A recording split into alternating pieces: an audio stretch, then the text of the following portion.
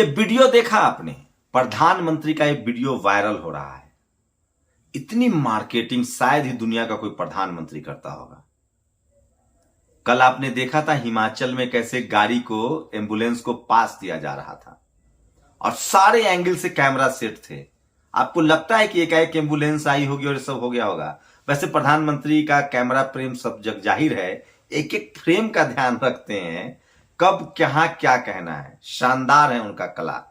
खैर, ये video social media पर वायरल हो रहा है। लोग कह रहे हैं वाह क्या एक्टिंग है। तो सबसे ज्यादा सोशल मीडिया पर उनका ये वीडियो वायरल हो रहा है। उसके बाद दूसरी बड़ी खबर है जो आपको बता रहा हूं। सोचिए, कल जिस तरह से उन्होंने एम्बुलेंस को पास देने की खबर चलवाई और टीवी अखबार उनके हाथ में है, कोई सवाल नहीं, कोई जवाब नहीं, सिर्फ वाह वाह वाह।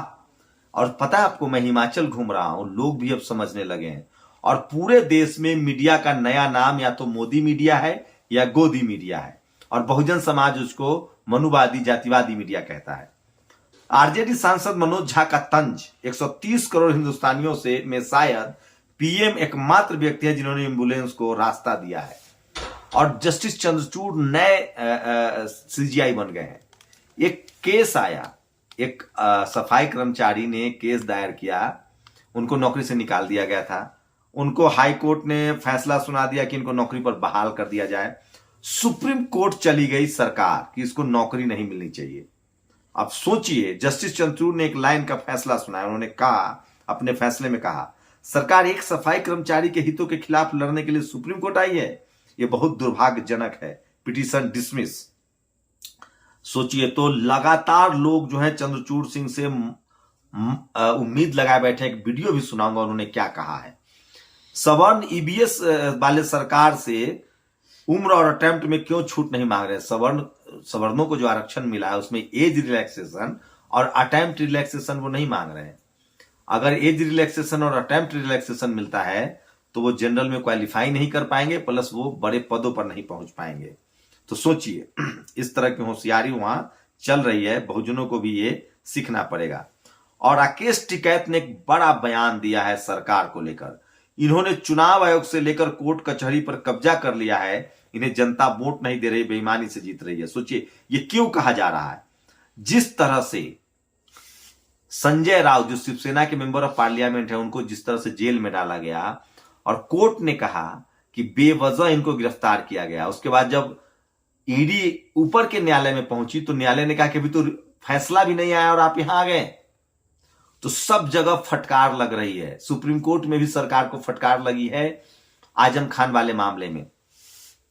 और ये टीवी अखबार आपको ये सारी खबरें दिखाएगा नहीं, क्योंकि उनकी कोशिश है कि हम छुपा ले। सोचिए, कानपुर में न्यू आजाद नगर चौकी के दरोगा सुधाकर पांडे सोते रह गए और बदमाश पिस्टल, गोली, बारूद सब लूट के ले गए। ये पुलिस थाने की हालत है यूपी में।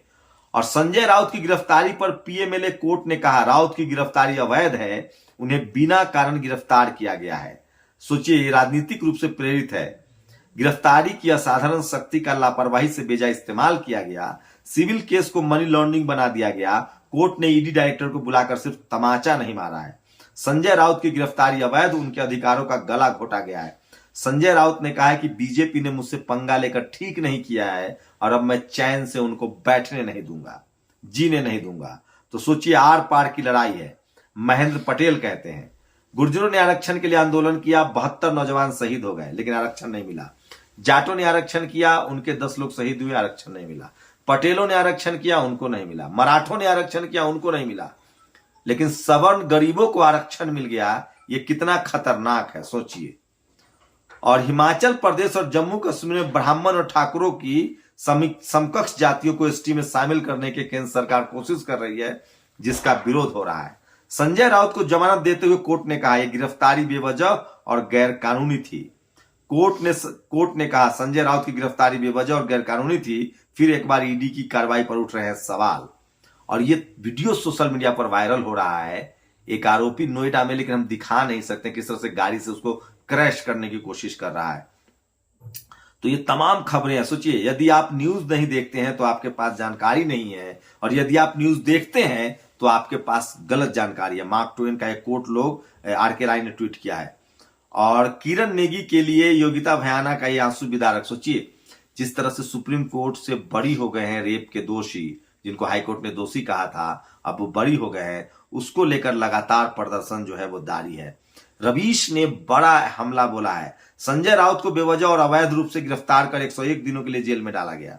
साबित होता है कि ईडी जांच एजेंसी के रूप में काम नहीं कर रही है, यह एक गिरोह बन चुके हैं। सोचिए जब एक मेंबर ऑफ पार्लियामेंट को 100 दिनों के लिए जेल में रखा जा सकता है, तो बाकी लोगों को जिनको जेल में डाला गया है, इसीलिए मैं कहता हूं कि चाहे वो रोहित वेमुला हो, माफ कीजिएगा, चाहे उमर खालिद हो, खालिद सैफी हो, शर्जील इमाम हो, तेलतुम्बरे हो या गौतम नवलखा, सब लोग पॉलिटिकल प्रिजनर हैं। और गुजरात में 3 पूर्व सीएम ने चुनाव लड़ने से मना किया, फिर बेचारों को बाहर का रास्ता दिखा दिया गया मार्गदर्शक मंडल का। खबर है कि 50 से ज्यादा सिटिंग विधायकों के टिकट काट दिए गए हैं। और लोग कहते हैं कि किसान का अनाज इतना सस्ता हो कि लोगों का पेट भर सके, तो शिक्षा भी इतनी सस्ती होनी चाहिए कि हर किसान मजदूर का बेटा पढ़ सके। लेकिन कांग्रेस बीजेपी ये नहीं होने देना चाहती है।